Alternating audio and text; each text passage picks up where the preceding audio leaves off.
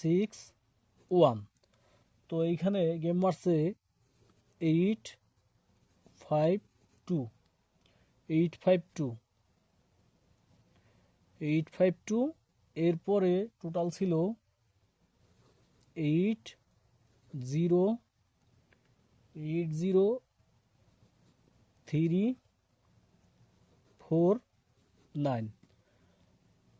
এইখানে গেম মারছে 8 6 5 এরপরে এইখানে টোটাল ছিল 9 1 4 5 0। তো এইখানে এই যে গত খেলায় যে গেমটা মাইরে গেছে সেই গেমটার আর কি গেম ছিল হইলো আমাকে 3 3 5 6। তো 3 5 6 এইবারের জন্য যে টোটালটা আছে এইবারের জন্য আছে 3 5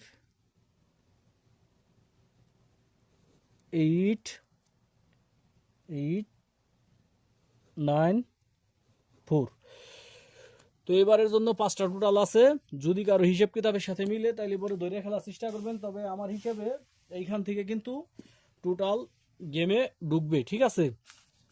আমার হিসেবে এইখান থেকে কিন্তু টোটাল গেমে ঢুকবে। যেমন ধরেন যে এই যে এইখানে একটা 9 টোটাল গেম মারছে, এই যে 9 টোটালটা সুন্দরভাবে পাস। এরপরে এইখানে এইখানে মারছে হইলো 8 5 13 13 আর 2 15 একটা 5-এর টোটাল সুন্দরভাবে কাজ করছে, একটা 5-এর টোটাল।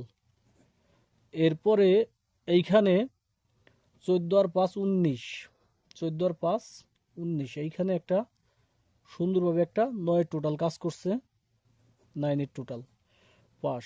এরপরে এইখানে একটা 4-এর টোটাল সুন্দরভাবে পাস করে গেছে, একটা 4-এর টোটাল।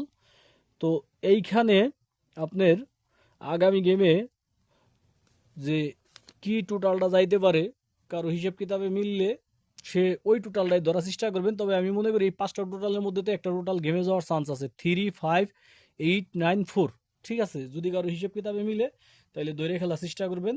তবে নন মিস এইখান থেকে একটা টোটাল গেমে উঠবে, ঠিক আছে? এইখান থেকে একটা টোটাল গেমে উঠবে আশা করি।